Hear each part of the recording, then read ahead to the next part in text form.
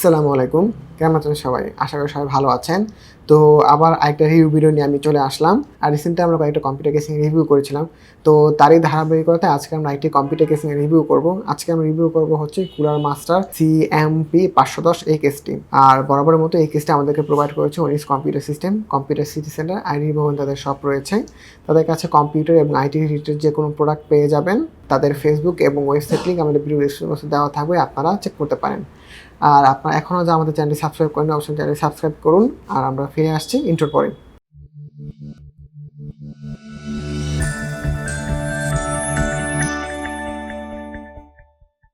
প্রথমে যদি আমরা সামনের ডিজাইনের দিকে আসি, সামনে দেখতে পারবেন একটা ম্যাশ প্যানেল দেওয়া আছে এবং সামনে দেখবেন একটা আপনার এলইডি একটা স্ট্রিপ দেওয়া আছে। এই এলইডি স্ট্রিপ এবং তার পিছনে দেখতে পারবেন তিনটি 120 মিটার ফ্যান দেওয়া আছে। পিছনে যে 120 মিটার যে তিনটি ফ্যান দেওয়া আছে এগুলো হচ্ছে cooler master in house fan যেটাকে বলে। এই ফ্যানগুলো আপনারা বাড়িতে কিনতে পারবেন না, এটা কাছাকাছি ফ্যানগুলো কিনতে পারবেন। ওগুলো আপনার তিনটা সেটে 2400 থেকে এরকম কাছাকাছি প্রাইস পড়ে যাবে আর কি, বা সামথিং এরকম পড়তে পারে। আচ্ছা, তো ওরা যে সামনের যেটা আপনার যে ডিজাইনটা দিয়েছে এটাকে ওরা দা সাববিটস 8 নাম দিয়েছে আর কি। তো সামনে যে এলইডি স্ট্রিপটা দেখতে পাচ্ছেন লম্বা, এটা আপনার এলইডি স্ট্রিপ। আর পিছনে যে ফ্যানগুলো দেখতে পাচ্ছেন এগুলো হচ্ছে ARGB ফ্যান, মানে এটা আপনার মাদারবোর্ডের সাথে সিঙ্ক করতে পারবেন। আর এখানে কোনো যে আপনার একটি কুলার মাস্টারের লোগো দেখতে পাচ্ছেন, এই লোগোটা কিন্তু আপনার দেখলে আপনাদের মনে হবে যে এটা ARGB আছে, বাট এরকম কিছুই না। এটা লোগো আছে কুলার মাস্টার, জাস্ট এটাই। সামনের প্যানেলটা আপনারা চাইলেই খুলতে পারবেন। আর সামনের প্যানেলটা খোলার সময় অবশ্যই একটু সতর্ক থাকবেন, কারণ সামনের প্যানেলের সাথে আপনাদের এখানে যে সামনের যে আপনার যে এলইডি স্ট্রিপ দিয়ে দেখালাম সামনে, ওটা আপনার অ্যাটাচ করা আর কি। আর এখানে সামনের দিকে আপনার খুলে দেখতে পারেন যে এটা 3টি 120 মিটারের ফ্যান। আর এখানে একটা আপনার ভালো জিনিস করেছে যে এই বাজেট রেঞ্জের ক্ষেত্রে দেখা গেছে কি এখানে আপনার ওরা রিং লাইট এলইডি ফ্যান দিয়েছে আর কি, মানে RGB fan, ring light RGB fan, ARGB fan. তো নরমালি এই টাইপের প্রাইসের মধ্যে এরকম রিং লাইট সুন্দর ARGB ফ্যান খুব কম কেসে দেখা যায় আর কি। আর এই রিং লাইট হওয়ার কারণে কি এই রিং লাইট গুলো পার্সোনালি আমার কাছে খুব ভালো লাগে, কারণ খুব বেশি একটা লাইটিং হয় না, খুব বেশি সিম্পল মিনিমালিস্টিক একটা লাইটিং হয়, যেটা আপনার সিম্পল বিল্ডের সাথে খুব চমৎকার ভাবে বানিয়ে যাবে। আর এখানে আপনারা চাইলে এখানে যে এলইডি স্ট্রিপটা আছে এই স্ট্রিপটা চাইলে আপনি এখান থেকে খুলে চেঞ্জও করতে পারেন, বাচ্চারা অন্য কোনো স্ট্রিপ লাগাতে পারবেন। আচ্ছা, আর এখানে যে ম্যাশ প্যানেল যারা আছে, ম্যাশ প্যানেলের পিছনে কিন্তু কোনো আপনার ডাস্ট ফিল্টার দেওয়া নেই। অবশ্য ম্যাশ ফিল্টারটা অনেক ছোট, তো এর পিছনে যে আপনার ডাস্ট ফিল্টারটা দেওয়া হতো তো সেক্ষেত্রে দেখা গেছে যে আপনার এয়ার ফ্লোটা আরো বেশি বাধাগ্রস্ত হতো। তো এখন যেমন দেওয়া আছে আমাদের ঠিক আছে, বাট এটা আপনার মাথায় রাখবেন যে এই ক্ষেত্রে কিন্তু আপনার ধুলাবালুগুলি ভিতরে ঢুকবে, যেহেতু এখানে পেছনে আমাদের কোনো ডাস্ট ফিল্টার দেওয়া নেই। আচ্ছা, আর এখানে যদি উপরের দিকে আসি, উপরের দিকে আমরা এখানে দেখতে পাবেন যে একটা কাটার দেওয়া আছে 120 মিলিমিটার দুটো ফ্যান লাগানোর জন্য, অথবা এটা 240 মিলিমিটার রেডিয়েটর লাগাতে পারবেন, এবং তার উপরে একটা আপনার ডাস্ট ফিল্টার দেওয়া আছে।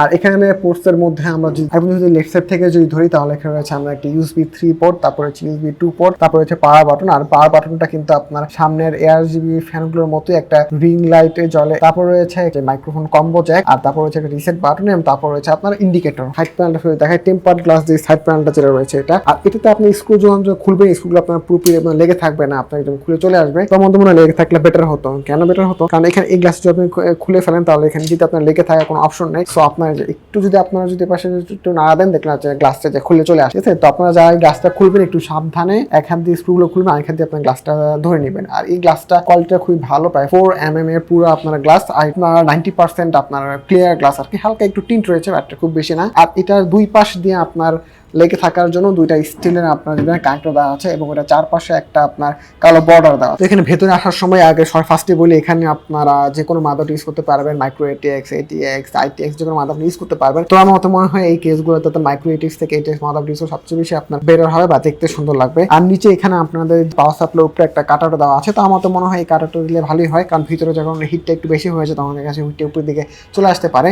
আর এইটার পাওয়ার সাপ্লাই নিচে তো অবশ্যই কাটার দেওয়া আছে, এবং এই কাটারটাতে আপনার একটা ডাস্ট ফিল্টার দেওয়া আছে। আর এখানে আপনারা যথেষ্ট পরিমাণে নিচে আপনারা কাটআউট পেয়ে যাবেন। আপনার এখানে উপরে আইও পোর্টগুলো আনার জন্য ভালোভাবে কাটআউট পেয়ে যাবেন। আর এখানে রাইট সাইডে আপনার কাটআউট রয়েছে আপনার মাদারবোর্ডের পাওয়ার সাপ্লাই, আপনার আর গ্রাফিক্স কার্ডের পাওয়ার দেওয়ার জন্য কেবলটা আপনি এখানে নিতে পারেন। আপনার এখানে এই কার্ডগুলোতে কোনো রাবার গ্রামিট দেওয়া নেই, তবে নর্মালি এই প্রাইসগুলো খুব কমই দেখা যায় যে তারা আপনার যে কেবল কাটআউটগুলোর মধ্যে রাবার গ্রামিট দেওয়া। উপরে আপনার যথেষ্ট পরিমাণে আপনার ভালো জায়গা নিয়ে আপনার কার্ডগুলো করে দেওয়া আছে। সো ইজিলি আপনার 240 মিলিমিটার একটা রেডিয়েটর ইউজ করতে পারবেন। ব্যাকে আসলে এই পাওয়ার সাপ্লাই লাগানোর কার্ড দেওয়া আছে। আর এখানে আপনারা হরাইজন্টালি আপনার গ্রাফিক্স কার্ড ইউজ করতে পারবেন, এখানে ভার্টিক্যাল গ্রাফিক্স কার্ড লাগানো কোনো অপশন নেই। আর এখানে আমাদের আইও কাটার দেওয়া আছে, আর পিছনে আপনার কোনো ফ্যান দেওয়া নেই, এটা আপনার দেখতে একটু অড লাগতে পারে।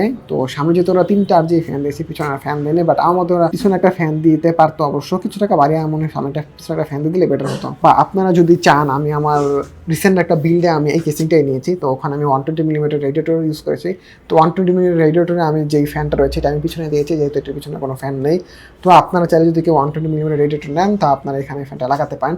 আর 120 মিলিমিটার রেডিয়েটর নেওয়ার কথাটা কেন বললাম, কারণ এই প্রাইস রেঞ্জে আপনার দেখা গেছে যে আপনার এয়ার কুলার যদি বলি, ভালো যে এয়ার কুলার রয়েছে যেমন আপনার ডিপ কুলের AK620 এই টাইপের কুলার পাওয়া যায় না বলতে গেলে। আর কুলার নিয়ে সামনে একটা ভিডিও করবো, তখন আপনার এই জিনিসগুলো আমি ডিটেলস বলবো যে কেন আমি এখানে 120 মিলিমিটারের লিকুইড কুলার আমি এখানে বা এআই কুলার আমি এখানে ইউজ করেছিলাম। আচ্ছা, তো আপনাদের পিছনে একটা ফ্যান একটা লাগিয়ে নিতে হবে।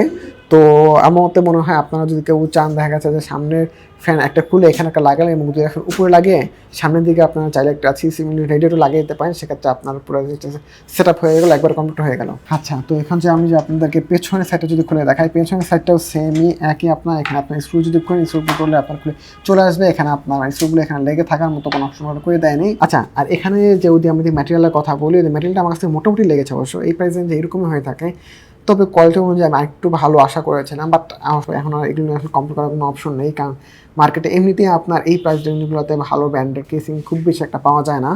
আর কালার কোয়ালিটি আমার কাছে মোটামুটি ভালোই লেগেছে। এখানে যদি পিছনের দিকে চলে আসে, পিছনের দিকে আপনাদের কেবল ম্যানেজমেন্টের জন্য আপনার কানেক্ট করে দেওয়া আছে। এখানে আপনার কেবলটাই আপনি কেবল খুব ইজিলি আপনারা ম্যানেজ করতে পারবেন। আর এখানে আপনাদের জন্য দুইটা হার্ড ডিস্ক বে দেওয়া আছে, যে বেগুলো টান দিয়ে আপনারা খুলতে পারবেন, বা চাইলে হার্ড ডিস্ক বের মধ্যে আপনার দুইটা হার্ড ডিস্ক অথবা দুইটা SATA SSD আপনারা এখানে ইউজ করতে পারবেন। আর এখানে আপনার যে হার্ড ডিস্ক যে বেটা যেটা রয়েছে, এই হার্ড ডিস্ক বেটা এখানে একটা স্ক্রু দেওয়া আছে, ওই স্ক্রু দিয়ে চাইলে আপনি হার্ড ডিস্ক বেটাকে আপনারা খুলতে পারবেন। তো এই কেসিংটার আপনার ডিজাইন এবং স্পেক সম্পর্কে তো বললাম। তো এই কেসিংটার আপনার বর্তমানে প্রাইস হচ্ছে কি আপনার 5800 টাকা।